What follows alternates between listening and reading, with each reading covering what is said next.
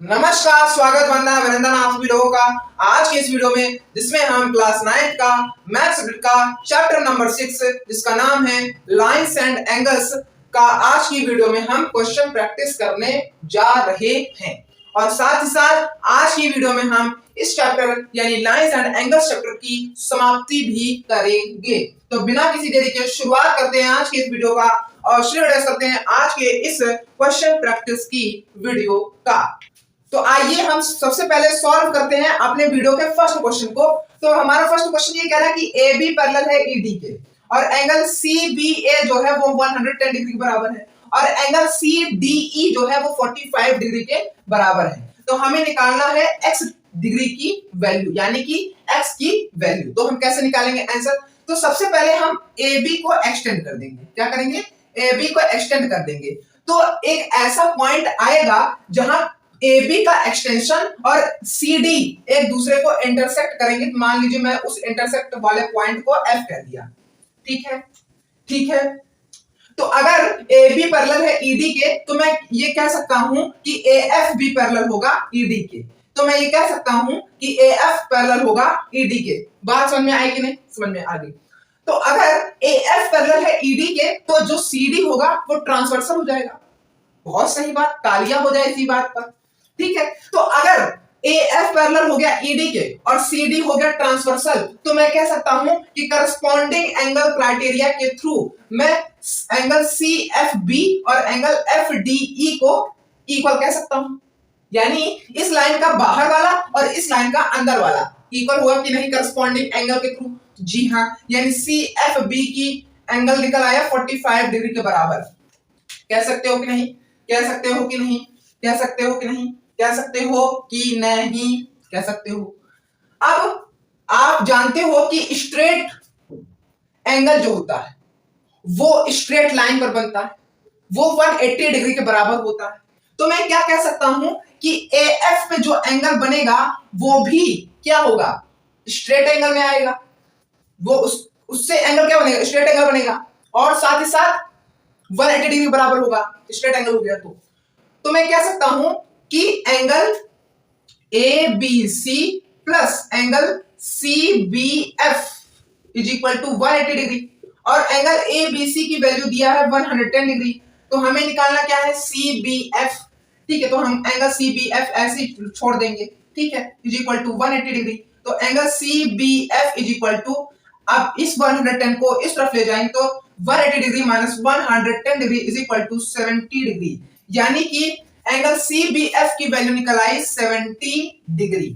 ठीक है, अब हम ये भी जानते हैं कि एक ट्रायंगल में जो तीन एंगल होते हैं उनका सम 180 डिग्री के बराबर होता है। तो मैं क्या कह सकता हूं कि in triangle C B F angle C ने angle B C F plus angle C B F plus angle C F B is equal to 180 degree.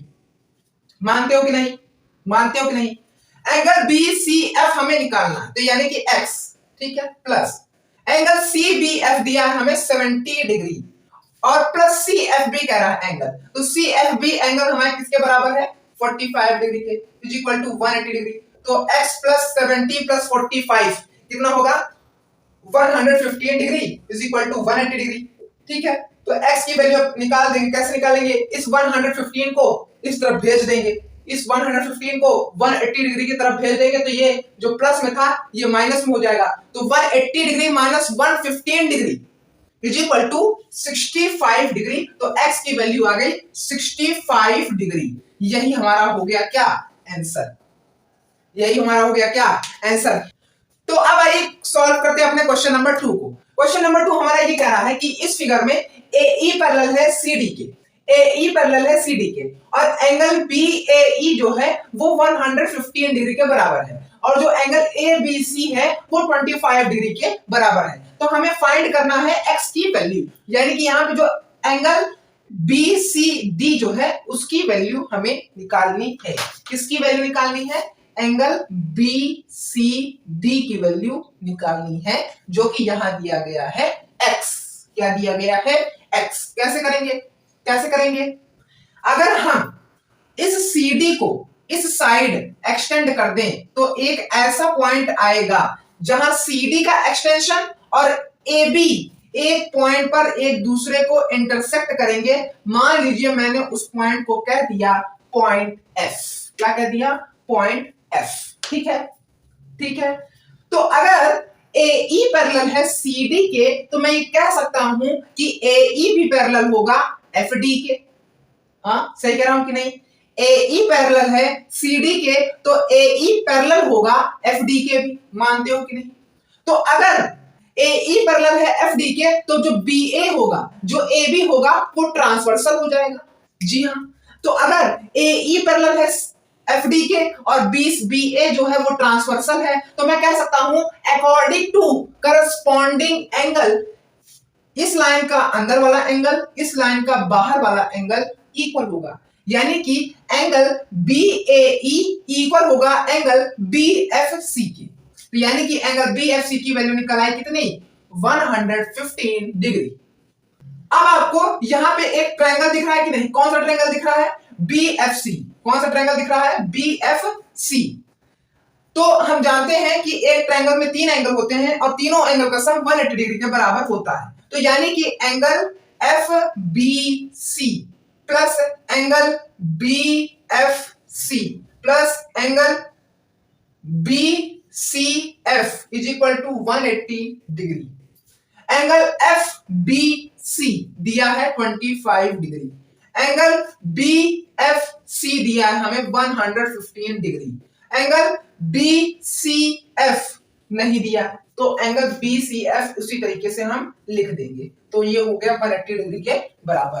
तो 25 प्लस 115 कितना होगा, 5 5 10 2 1 3 4 140 डिग्री के बराबर हो जाएगा। तो plus angle BCF is equal to 180 degree. अब एंगल BCF की वैल्यू निकल आएगी जो कि होगा 180 डिग्री माइनस 140 डिग्री। तो एंगल BCF की वैल्यू निकल आई 40 डिग्री। कितने निकल आई, 40 डिग्री। ठीक है, तो एंगल BCF की डिग्री निकल आई, एंगल निकल आया कितने डिग्री का, 40 डिग्री का। अब हम जानते हैं कि जो FD है वो स्ट्रेट एंगल होगा। क्यों होगा, क्योंकि जो स्ट्रेट एंगल होता है वो एक स्ट्रेट लाइन पर बनता है। जैसे कि हम यहां देख सकते हैं कि जो FD है वो एक स्ट्रेट लाइन है। तो हम ये कह सकते हैं कि अगर FD एक स्ट्रेट लाइन है, angle BCF plus angle BCD, ये वाला एंगल और ये वाला एंगल किसके बराबर होगा, 180 डिग्री के। क्यों, क्योंकि भैया FD जो है वो एक स्ट्रेट लाइन है और स्ट्रेट लाइन पर ही स्ट्रेट एंगल भी बनता है जो कि होता है किसके बराबर, 180 डिग्री के बराबर। तो एंगल BCF हमें कितना दिया है, 40 डिग्री। हमें निकालना है एंगल BCD। तो एंगल BCD यहां पे दिया है x, तो 40 डिग्री plus x is equal to 180 degree. अब x की वैल्यू निकल आएगी 180 डिग्री माइनस में 40 डिग्री, तो x की वैल्यू निकल आई 140 डिग्री। यही इसका आंसर हो जाएगा। यहाँ पे x की वैल्यू निकल आई 140 डिग्री। इस तरीके से हमें क्वेश्चन को सॉल्व करना रहता है, इस तरीके से क्वेश्चन को अटेम्प्ट करना रहता है। आइए फ्रेंड्स चलते हैं अपने क्वेश्चन नंबर 3 पर, जो कि इस वीडियो का लास्ट क्वेश्चन होने वाला है और इस चैप्टर का भी लास्ट क्वेश्चन होने वाला है। तो क्वेश्चन हमारा ये कह रहा है कि 2 लाइन है, एक है B दूसरा है C, और एक लाइन B लाइन और C लाइन पर फॉल हो रहा है। ठीक है, तो जनरली हम ये जानते हैं कि अगर एक लाइन 2 लाइन पर फॉल होती है तो टोटल 8 एंगल्स बनाती है। बट यहाँ पर सिर्फ और सिर्फ 2 एंगल्स की बात की गई है, एक है एंगल A और दूसरा है एंगल D। एंगल A बराबर है 5x प्लस 10 डिग्री के और एंगल D बराबर है 3x प्लस 14 डिग्री के। तो हमें इसमें ये बताना है कि x की वैल्यू क्या है और B लाइन पैरेलल है C लाइन के कि नहीं। ठीक है। तो इसमें एक सिंपल सा कैलकुलेशन का कॉन्सेप्ट लगेगा और एक थ्योरम लगेगा। बस इन 2 चीजों पर ये क्वेश्चन पूरा खत्म। कैसे करेंगे, मान लीजिए, मान क्या, हम ये कह सकते हैं कि ये एंगल A और ये एंगल D करस्पॉन्डिंग एंगल्स हैं। कैसे, इस लाइन का बाहर वाला एंगल और इस लाइन का अंदर वाला एंगल, ये दो एंगल का पेयर करस्पॉन्डिंग एंगल का पेयर कहलाता है। मानते हो कि नहीं? मानते हो कि नहीं? अब इन दो लाइन को पैरेलल करने के लिए हम क्या कहते हैं कि अगर दो लाइन पैरेलल हैं और उनपे एक ट्रांसवर्सल है तो करस्पॉन्डिंग एंगल्स बराबर होते हैं। जानते हैं कि नहीं? जानते हैं। तो मान लीजिए हम एंगल ए और एंगल डी को बराबर कर देते हैं, ऐसा एज्यूम करेंगे, ठीक है? एंगल डी को बराबर कर देते हैं एंगल ए की, ठीक है? तो हम ये कह सकते हैं कि 5x plus 10 degree is equal to 3x plus 14 degree. अब यहां से हम ब्रैकेट हटाएं तो हमें मिलेगा 5x plus 10 is equal to 3x plus 14, ठीक है? अब 3x को इस तरफ भेजेंगे और 10 को इस तरफ भेजेंगे तो 3x इधर जाएगा तो 5 माइनस 3x यहाँ पे प्लस में था तो यहाँ पे जाएगा माइनस में हो जाएगा, और 14 यहाँ प्लस में है, 10 भी यहाँ प्लस में है तो इस तरफ भेजेंगे तो माइनस में हो जाएगा, यानी कि 14 माइनस 10, और 5x minus 3x is equal to 2x, 14 minus 10 is equal to 4, x is equal to 4/2, जो कि सिंप्लीफाई करने पे आ जाएगी x की वैल्यू 2, जो कि फर्दर सॉल्व करने पर, फर्दर सिंप्लीफाई करने पर x की वैल्यू आ जाएगी 2, ठीक है? ठीक है। अब हमें क्वेश्चन का एक चीज मिल गया है जो कि है x की वैल्यू, जो कि है 2, ठीक है? अब हमें दूसरी चीज बतानी है कि B पैरेलल है C के कि नहीं।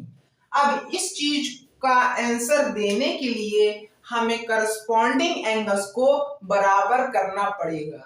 हमने करस्पॉन्डिंग एंगल्स को यहाँ पे इसलिए बराबर किया क्योंकि हमने यहाँ पर एज्यूम किया था, हमने माना था, ठीक है, जिसकी वजह से यहाँ पे x की वैल्यू निकल गई। अब इसी x की वैल्यू रख लेकर के इन एंगल्स की वैल्यू में अगर हम रखेंगे फर्दर सिंप्लीफाई करके, जो हमें फाइनल एंगल मिलेगा उसमें हम देखेंगे कि अगर ये दोनों एंगल एक दूसरे के बराबर है तो ये दो लाइन एक दूसरे के पैरेलल होंगे। आइए करके देख लेते हैं, तब आपको समझ में आएगा, ठीक है? तो हमें क्या दिया है, angle A is equal to 5x plus 10 degree, x की वैल्यू दिया है 2, तो 5 मल्टीप्लाई बाय 2 प्लस में 10, और 5 मल्टीप्लाई बाय 2 यानी कि 10 प्लस में 10 इज इक्वल टू 20। तो एंगल ए की वैल्यू कितनी निकल आई, 20 डिग्री, ठीक है? अब हम निकाल लेते हैं एंगल डी की वैल्यू। एंगल डी दिया हमें 3x प्लस 14 डिग्री, तो 3 मल्टीप्लाई बाय 2 प्लस में 14 degree is equal to 6 plus 14 is equal to 20 degree. तो हम देख सकते हैं कि एंगल ए का भी 20 डिग्री और एंगल डी का भी 20 डिग्री, यानी कि angle A is equal to angle D is equal to 20 degree. तो हम इस चीज से ये हम प्रूव कर सकते हैं कि एंगल नहीं, लाइन बी पैरेलल है लाइन सी की। क्यों? क्योंकि हम जानते हैं कि अगर दो लाइन पैरेलल हैं तो उनके करस्पॉन्डिंग एंगल्स भी बराबर होंगे, ठीक है? इस तरीके से हमें लाइंस एंड एंगल्स वाले के क्वेश्चन को अटेम्प्ट करना पड़ेगा, अटेम्प्ट करना है। तो इस चीज के लिए तैयार हो जाओ। मैंने यहाँ पर सिखाया है कैसे लाइंस एंड एंगल्स चैप्टर के क्वेश्चन को अटेम्प्ट करना होता है। अब आगे की प्रैक्टिस आपको करते रहना है, ठीक है? और हाँ, इस वीडियो को खत्म करते करते मैं आपको एक क्वेश्चन भी देना चाहूंगा होमवर्क के तौर पर, जो कि आपको मिलेगा हमारे टेलीग्राम चैनल पर। टेलीग्राम चैनल की लिंक आपको हमारे डिस्क्रिप्शन में मिल जाएगी। आप डिस्क्रिप्शन में जाइए, लिंक पर क्लिक करके आप हमारे टेलीग्राम चैनल पर जाइए, फिर ज्वाइन करिए और होमवर्क देखिए, होमवर्क को सॉल्व करिए। अगर आपसे सॉल्व हो जा रहा है तो थम्स अप का इमोजी जरूर सेंड करिए। यहां पर इस पॉइंट पर आपके class 9th math subject chapter number 6 lines and angles chapter खत्म होता है, इसकी समापन होता है। अब अगली वीडियो से हम class 9th math subject chapter number 7 जो कि है ट्रायंगल्स की शुरुआत करेंगे, का आरंभ करेंगे। तो लास्ट तक के लिए बने रहने के लिए थैंक यू सो मच। मिलते हैं अगली वीडियो में। और अगर वीडियो अच्छी लगी हो तो चैनल को सब्सक्राइब, वीडियो को लाइक, वीडियो को शेयर जरूर करिएगा।